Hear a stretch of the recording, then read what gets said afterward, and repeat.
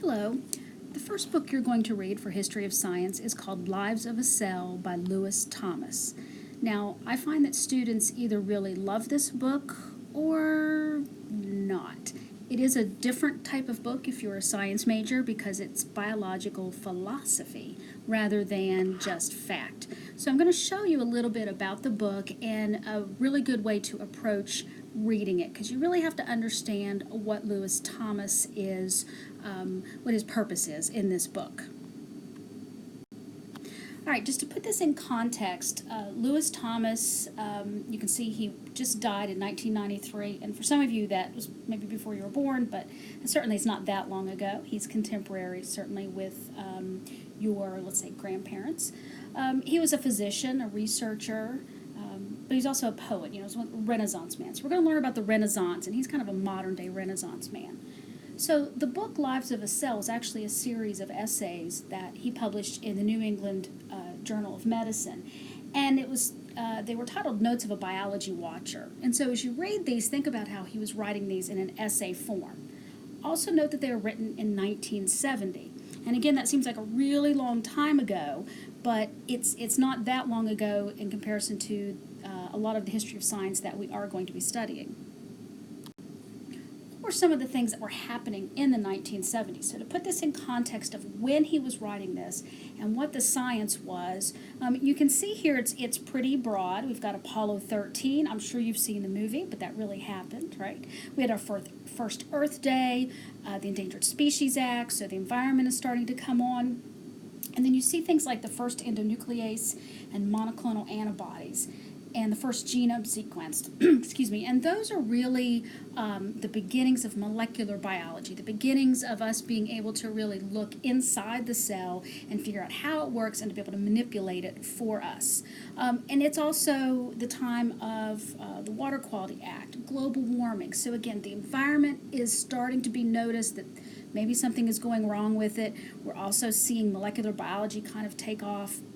So he's really at the forefront of both the environmental movement and the molecular biology movement. Now his writing style is very different.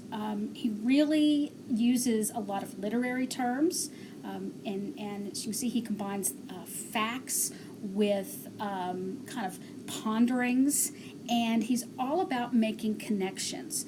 So as you're reading this book, you need to be identifying these literary tactics that he uses. So he uses things like similes and metaphors, and you're probably familiar with those. You had those back in 8th grade English.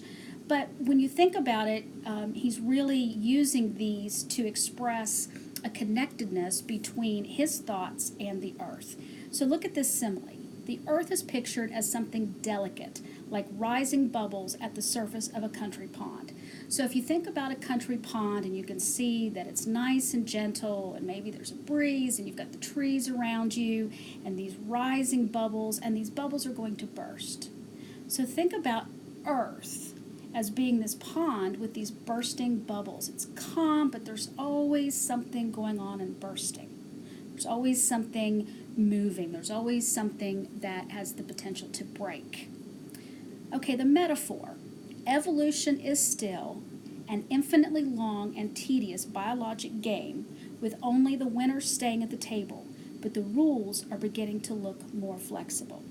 So he's equating evolution there to a board game, essentially, and that not everybody wins. And so if you know anything about natural selection, you know that not everybody wins, that there are certain individuals have advantages that enable them to survive. And so he's saying that evolution is really like a long game, that sometimes it's luck and sometimes it's skill, but that we're starting to see the rules become more flexible. In other words, humans are starting to be able to manipulate the rules a little bit. Think back to the molecular biology aspect and think back to the environmental aspect there. All right, he also uses things like personification and the hyperbole. He uses a lot of personification, and I think this is where students have a lot of problems because you're going to see him equate us to termites, and he's going to talk about our mitochondria, and you're going to just think, what is he doing? Well, personification, here's an example. We live in a dancing matrix of viruses. Well, viruses are not alive. They're not dead, they're not alive, but they don't dance. But here he's talking about this dancing matrix of viruses. And so when he talks about dancing viruses, he's giving them a quality. And that quality of dancing, you can think about as being either very coordinated and choreographed and planned, or it can be random. So as you're thinking about viruses and you think about them dancing, think about what that means scientifically, but also what it means in the human body. And then he uses hyperbole, and he uses a lot of hyperbole. And I just love this quote. He's talking about man here, and you're going to see this in the introduction.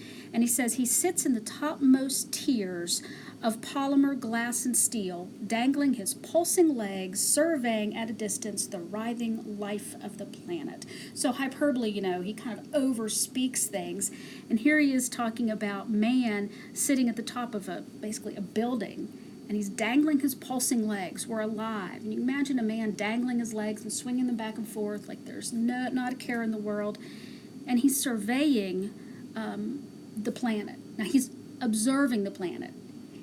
He's saying that it's almost like man is removed and is a part of the life on the planet, which you'll find is not how Lewis feels. Or Thomas feels. So it's a, think about his hyperbole and what he is trying to say. All right, so when you look at some of his quotes, and it's not that you're going to have to necessarily look at individual quotes, but as you're reading, you are going to have to try to figure out what it is he's saying, and then in the discussion questions, respond to some of the questions I'm asking. So here's this quote from him. Man comes on as a stupendous, lethal force. Well, when you look at those words, stupendous, that means pretty massive, pretty great, and then lethal. That's a pretty blunt word there. So man comes on as a stupendous, lethal force. That's not a very good indictment of man there. So you can see that he's using these, instead of saying man is harming the environment, he's saying man comes on as a stupendous, lethal force. So sometimes you have to think about what it is he's trying to say and how he's saying it. And his word choice is very important. Here is another one. But it is an illusion to think that there is anything fragile about life of the earth. We are the delicate part. Now, this is Thomas's message throughout the whole book, that earth is the strong part, and we're the delicate part. So really think about his book in the context of this one particular quote. And finally, the new hard problem will be to cope with the dawning, intensifying realization of just how interlocked we are. The old clung-to notions most of us have held about our special lordship are being deeply undermined. Now, there's some interesting word choices in here. So we see this, the dawning, intensifying realization. So remember, it's the 70s, and we're starting to see our place in the environment and how we have not been that kind to the environment. We're also starting to see, as you'll read, the beginnings of the genetic revolution, so that we're able to manipulate genes, and we're just on the forefront of that, genetic engineering. And he realizes, as he's writing, that we're so interlocked with Earth and with the processes on Earth, but that we at one point held this special lordship.